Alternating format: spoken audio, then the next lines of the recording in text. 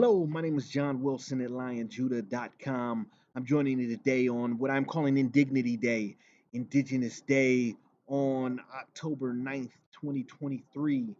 And today I want to start off with a simple reminder. We have a lot of things that we want to get into today, and I'm going to try and do them quickly.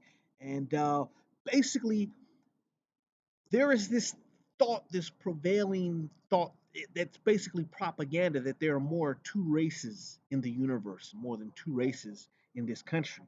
And at the end of the day, there is a race that steals and there's a race that kills. And sign up for the race that kills is at lionjudah.com. And what the race that kills want to know, what we're talking about in this indignity, and we're celebrating indignity in having to celebrate the race of people that steal. And what happens is the question I want to ask, and you should be asking your legislators, because this whole legislative process, it doesn't work out like they're saying it works out in the Constitution. And the question I want to ask is, how did the Indians and Africans get civil rights, or how did they even get the right to vote?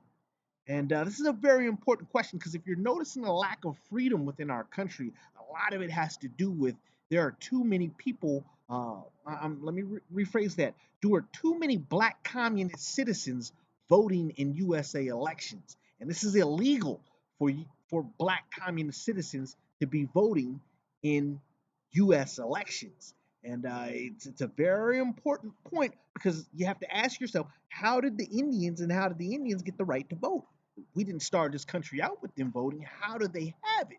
And it has a lot to do with the lack of freedom that we're having in this country. So we're going to get into exactly how it happened.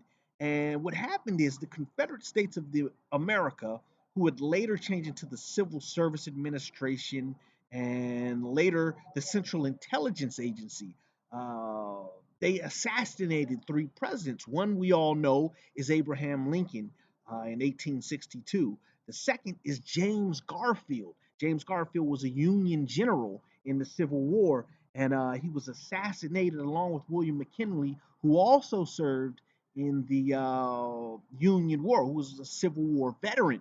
And this brought about the 15th and 16th Amendments, what ultimately said, hey, look, we're going to give the same people we were just fighting, we're going to let them vote with us. That's slavery. The 16th Amendment was even more of the same slavery when they said, hey, look, uh, we're going to be able to unapportion taxes to you and be able to tax you as much as we want.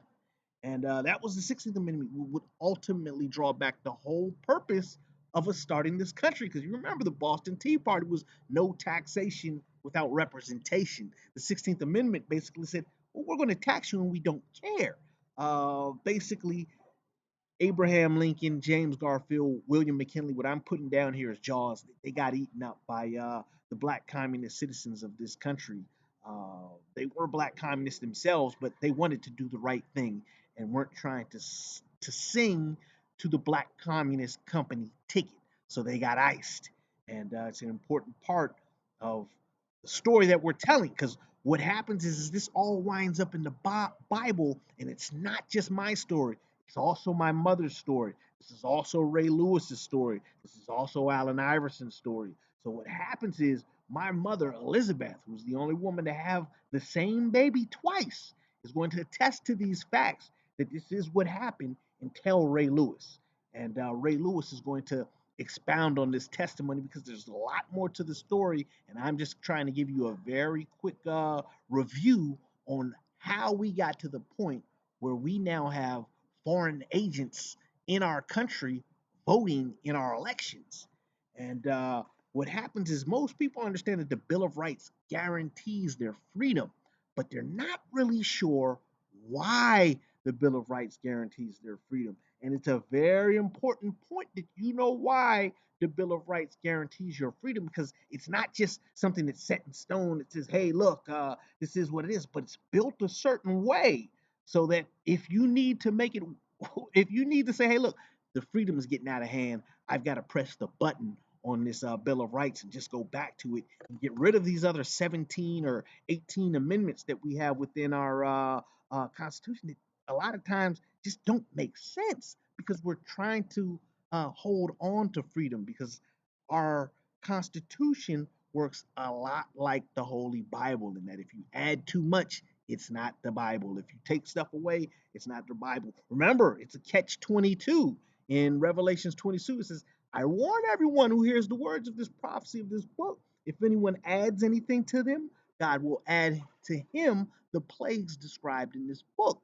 If anyone takes words away from this book of prophecy, God will take away from him his share in the tree of life and in the holy city, which are described in this book. So what I'm trying to tell you is our Constitution, the Bill of Rights, works exactly like that. If you try and take something away or put something into the Bill of Rights, you spoil it. And then not only that, but it acts as a grenade. And it can set off some very alarming effects because what happens is folks want their freedom at any cost. And if you're sitting there lying and colluding about it, pretty soon they're going to find out.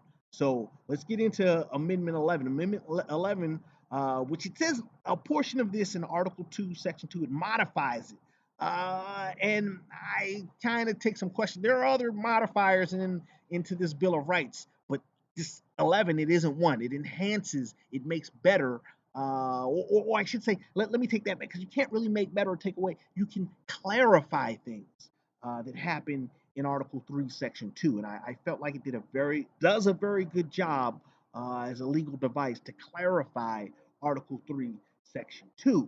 And but I won't go into that. I just want to focus on this because we know that the Bill of Rights guarantees our freedom. But why? Because of the 11th Amendment, not because we're just so enamored with the number 10. No, it's because what the 11th Amendment does for our Constitution.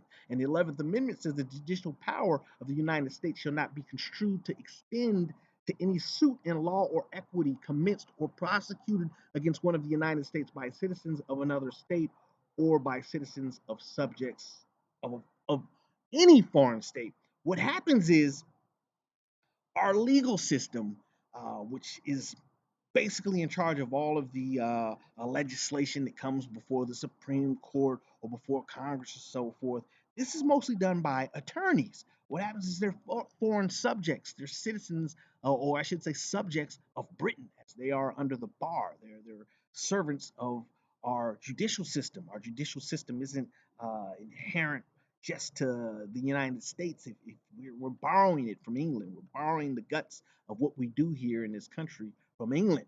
And what happens is our attorneys are all agents of foreign states. So all of these extra amendments that they're putting in there, they're basically null and void because it says right here, hey, look, you foreign agents, you can't come at us. You can't come at the union with this funny business. But that's what they've been doing, overtaxing you, letting other people partake in our elections, in our union elections, and basically allowing the CIA to run our union, to run our country, to run our entire country as a foreign agency against the wishes of our own country, against our own best wishes. We are letting the borders open and let people just walk into here. So what happens is, like I said, this is a ticking time bomb because attorneys, lawyers, they're not people. They're subjects. They're slaves. They're gentry. Remember, we went through a process, a time in 2007, Barack Obama took over from George Bush, where he said, "Hey, look, this is gentrification," and ultimately, gentrification means these people that are in the English bar, they're not really constitutionally legal, and they have titles. That's what gentrification is. When you have a title like Baron or Sir or Attorney or Doctor or something of that, or Master chef or apprentice or something of that nature. That's what gentrification is. So when we have people saying that the black race is being oppressed, suppressed, and there's all of this black racial oppression. Well, are you factoring in the doctors? Are you factoring in the attorneys? Are you factoring in all of these other factions within the black race? Once we do that, we find out that, hey, look, there's no actual black racial oppression at all. It's actually the other way. These are the people that are able to have been illegally able to take over our our educational system. They've been illegally able to take over our taxes. They've been illegally taking over our election cycles. This is all against the entire Constitution. That hey, look, the citizens, the black people in our country, they're only supposed to have this much power. They're not supposed to have a monopoly over our election cycle. They're not supposed to have a monopoly over our educational system. They're not supposed to have a monopoly over our taxes. That's what freedom is. But ultimately, when we look at Section 9 and Section 10, hey, look, how are you all getting these titles? Well, they're going to Britain.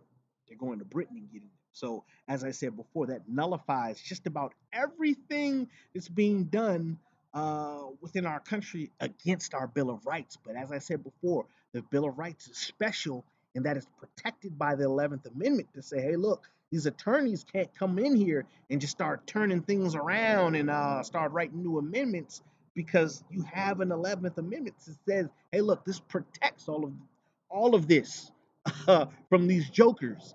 But yet, as we can see, they've passed 18 amendments with a record four by Woodrow Wilson, and I think it's between him and the big three of Taft, uh, Teddy Roosevelt, and Woodrow Wilson. They passed, I think, five amendments that were all extremely, extremely gangster, however you say it. It's embarrassing to think that that much corruption was going on, where they were assassinating presidents so that these people could get back to the old South ways, so they can. I want to also put in a big name within that story within the big three is Major Archibald Butts, and it's a big embarrassment. He dies on the supposedly dies on the Titanic, and the story of our freedom is actually tied to the Titanic, uh, if you will. But like I said, I don't want to spoil the story. I really want I really want to hear Ray Lewis speak on it. So nonetheless, I just wanted to do my part and say what I have to say, and hope that you all get this word in good spirit. And the fix to all of this is not just to say, hey, look, this happened, but it's to turn around and say, we need to start buying gold. These people who have a monopoly on our taxes, who have a monopoly on our educational system, who have a monopoly on our election cycle, how do we get rid of them? Well, simply by buying gold and taking gold, because the money that they're printing, that they have a monopoly over, it doesn't hold value like people think it is. And I don't want to say that too loud to scare too many people, but it doesn't hold value. The best way to retain value in your money is through gold. And a lot of our money is just tied up in our economic cycle, if you will. It's tied up in child prostitution.